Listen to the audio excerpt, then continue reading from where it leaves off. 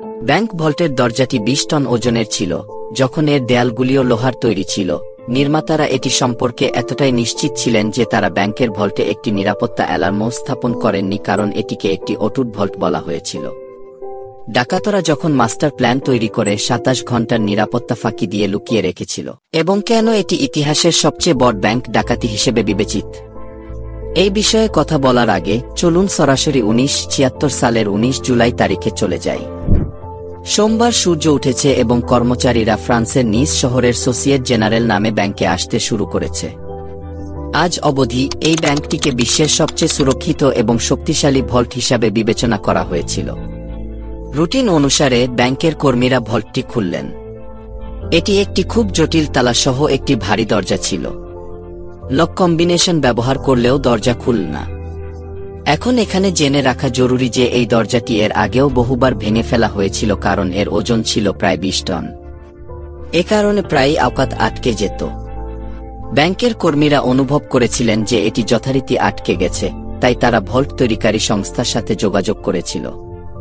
মাত্র আধ ঘণ্টা পর কোম্পানির বিশেষজ্ঞরা এসে দরজা খোলার চেষ্টা শুরু করেন, কিন্তু আশ্চর্যের বিষয় হল এবারও কোম্পানির বিশেষজ্ঞরা দরজা খুলতে পারেননি। তিনি বেশ কয়েকবার চেষ্টা করেছিলেন, কিন্তু এই দরজা কোনো অবস্থাতেই খুলতে প্রস্তুত ছিল না। বিষয়টি এখন গুরুতর হয়ে উঠছিল, কারণ সেখানে গ্রাহকদের সারি ছিল এবং এটি এখন ব্যাংকের সম্মানের প্রশ্ন ছিল। অবশেষে ৩ ঘণ্টা পরে তারা ভল্টের দেয়ালে ড্রিল করে খুঁজে বের করার সিদ্ধান্ত নেয় যে জিনিসটি আটকে ছিল।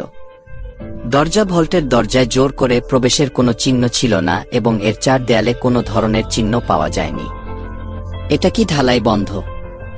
এই দৃশ্য দেখে বিশ্বাস করতে খুব কষ্ট হচ্ছিল, কারণ ভল্টে ঢোকার একটাই রাস্তা ছিল। এর ভিতরে কোনো স্কাইলাইট ছিল না, তার মানে ভল্টের ভেতরে যাওয়া অসম্ভব ছিল। এখন এটা দেখে সবাই বুঝতে পেরেছে যে এখানে অবশ্যই অস্বাভাবিক কিছু আছে।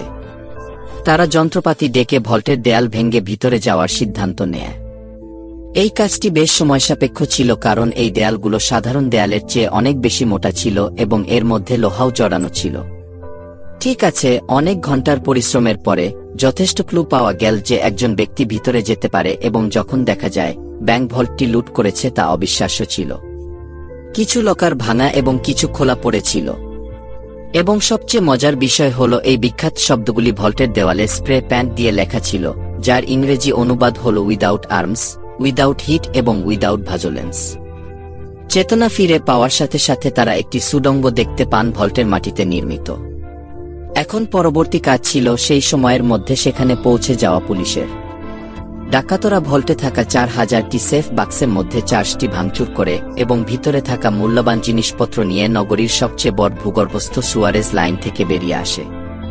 সেখানে পুলিশ অনেক আলামত পেয়েছে, যার মধ্যে রয়েছে ২৭টি গ্যাস সিলিন্ডার, যার সাহায্যে ডাকাতরা ওয়েল্ডিং টর্চ জ্বালিয়েছিল, তাজা বাতাসের জন্য ভেন্টিলেশন যন্ত্রপাতি এবং প্রায় ১ কিলোমিটার দীর্ঘ বৈদ্যুতিক তারও পাওয়া গেছে। এই ডাকাতি ছিল $২০ মিলিয়নেরও বেশি, যার মোট মূল্য আজ তোমার মিলিয়ন ডলার, যা ৯০ কোটি টাকার সমান। এটি নয়, এই পুলিশি তদন্তকে সবচেয়ে বড় তদন্ত বলা হয়েছিল। ফ্রান্সের মর্যাদা অর্জন করেছে। ঠিক আছে, এই জিনিসটি এখন সারা বিশ্বে ছড়িয়ে পড়েছে। ব্যাংকের সুনাম অনেক ক্ষতিগ্রস্ত হয়েছিল, কিন্তু ফরাসি পুলিশের জন্যও এটা একটা বড় পরিতাপের বিষয় ছিল। পরের কয়েক মাস ধরে পুলিশ কঠোর পরিশ্রম করে, আশেপাশের লোকদের গ্রেপ্তার করে, ব্যাংকের কর্মীদের সাক্ষাৎকার নেয়, কিন্তু কোথাও কোনো ক্লু পায়নি। ডাকাতদের খুঁজে পাওয়া যায়। এরপর ৩ মাস পর ১৯৭৬ সালের অক্টোবর মাসে পুলিশের হাতে ধরা পড়ে তারই বান্ধবীর ডাকে ডাকাত দলের এক সদস্য। প্রথমে তিনি রাজি হচ্ছিলেন না, কিন্তু পুলিশ তার অবস্থা পরিষ্কার করলে তিনি ফেটে পড়েন এবং পুরো গ্যাংয়ের নাম নেন। পুলিশের জন্য আশ্চর্যের বিষয় হল এই গ্যাংটি ছোট ছোট চুরির জন্য বিখ্যাত ছিল। তিনিই যে এত বড় ব্যাংক লুটপাট করেছিলেন তা হজম করা কঠিন ছিল। জিজ্ঞাসাবাদে গ্যাং সদস্যরা পুলিশকে এমন একজন ব্যক্তির নাম দেয় যে তাদের মতে চুরির মূল পরিকল্পনাকারী ছিল। আলবার্ট ইস্পাতজারি নামের এই ব্যক্তি আসলে একজন ফটোগ্রাফার ছিলেন। পুলিশ যখন তাকে গ্রেপ্তার করে তখন সে মোটেও অপরাধীর মতো ছিল না। তার পোশাক সাদামাটা জীবনযাপন ছিল এবং শহরের বাইরে একটি সাধারণ বাড়িতে থাকতেন। যখন আমরা তার আশেপাশের সম্পর্কে জিজ্ঞাসা করি, সবাই বলে যে অ্যালবার্ট একজন সাধারণ ফটোগ্রাফার যিনি সর্বদা নিজের ব্যবসা নিয়ে চিন্তা করেন। কিন্তু পুলিশ আলবার্ট স্পাজারি সম্পর্কে যা ভাবছিল তা ছিল সম্পূর্ণ ভিন্ন। তিনি বিদেশি পুলিশের কাছে স্বীকার করেছেন যে তিনি ব্যাংক ডাকাতির মূল পরিকল্পনাকারী। এটি এখন পুলিশের জন্য একটি মামলা, কিন্তু সেটা ছিল মাত্র শুরু। অ্যালবার্টের মতে তিনি এটিকে আগেও এই ব্যাংকে নিয়ে এসেছিলেন এবং নিরাপদে গিয়ে সমস্ত কিছুর ছবি তোলার অজুহাত হিসাবে ব্যবহার করেছিলেন। প্রথমে তিনি রাতের জন্য অ্যালার্ম সেটের সাথে একটি অ্যালার্ম ঘড়ি রেখেছিলেন। যখন অ্যালার্ম বাজেনি, কোনো সতর্কতা বা কোনো সুরক্ষা অ্যালার্ম শোনা যায়নি, তখন তিনি নিশ্চিত হন যে কোনো সুরক্ষা ব্যবস্থা ইনস্টল করা হয়নি।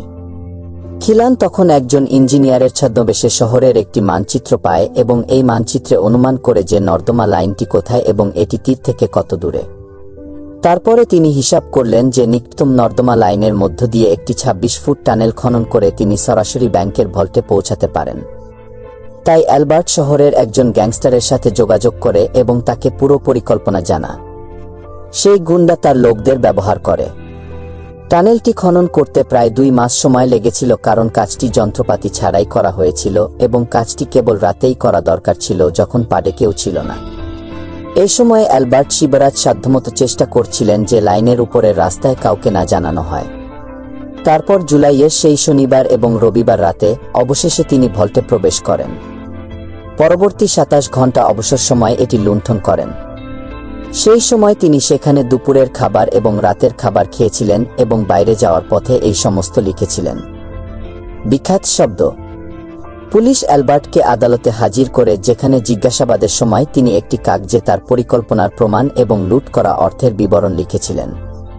তিনি বলেছিলেন যে তিনি এই প্রমাণটি কেবল বিচারককে দেবেন এবং কেবলমাত্র বিচারক এই কোড ওয়ার্ডটি পড়তে সক্ষম হবেন।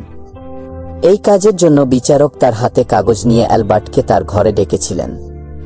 তার উপর শহরের একটি মানচিত্র তৈরি করা হয়েছিল। বিচারক ম্যাপ বের করার চেষ্টা করলে অ্যালবার্ট সঙ্গে সঙ্গে জানালা দিয়ে লাফ দেন। বাড়িটি দোতলায় ছিল এবং তার নিচে একটি গাড়ি পার্ক করা ছিল। অ্যালবার্ট গাড়ির ছাদে পড়ে যান এবং সাথে সাথে উঠে বাইকের কাছে দৌড়ে যান যা তার জন্য অপেক্ষা করছিল। পুলিশের সর্বাত্মক চেষ্টা সত্ত্বেও তাকে ধরা যায়নি। বহু বছর পরে একটি ইতালীয় টিভি শোতে তার সাক্ষাৎকার প্রচারিত হয়েছিল, যেখানে তিনি বলেছিলেন যে তিনি ১২ বছর বয়স থেকেই ধনসম্পদ খুব পছন্দ করতেন এবং তিনি হাই স্কুলেই এই শখটি পূরণ করেছিলেন। মনে হচ্ছিল তিনি যেন এই সাক্ষাৎকারের মাধ্যমে ফরাসি পুলিশকে হয়রানি করছেন। এরপর অ্যালবার্ট কোথায় গেল?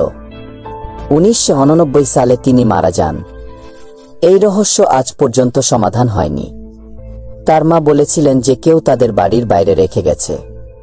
আশা করি আপনারা সবাই এই ভিডিওটি লাইক এবং শেয়ার করবেন। আপনার সুন্দর মন্তব্যের জন্য আপনাকে অনেক ধন্যবাদ। আপনার মতামত অবশ্যই কমেন্ট বক্সে করে জানাবেন। তো বন্ধুরা, আজ এই পর্যন্ত। ভিডিওটি ভালো লাগলে ভিডিওটি লাইক করে চ্যানেলটি সাবস্ক্রাইব করতে ভুলবেন না। দেখা হচ্ছে পরের ভিডিওতে।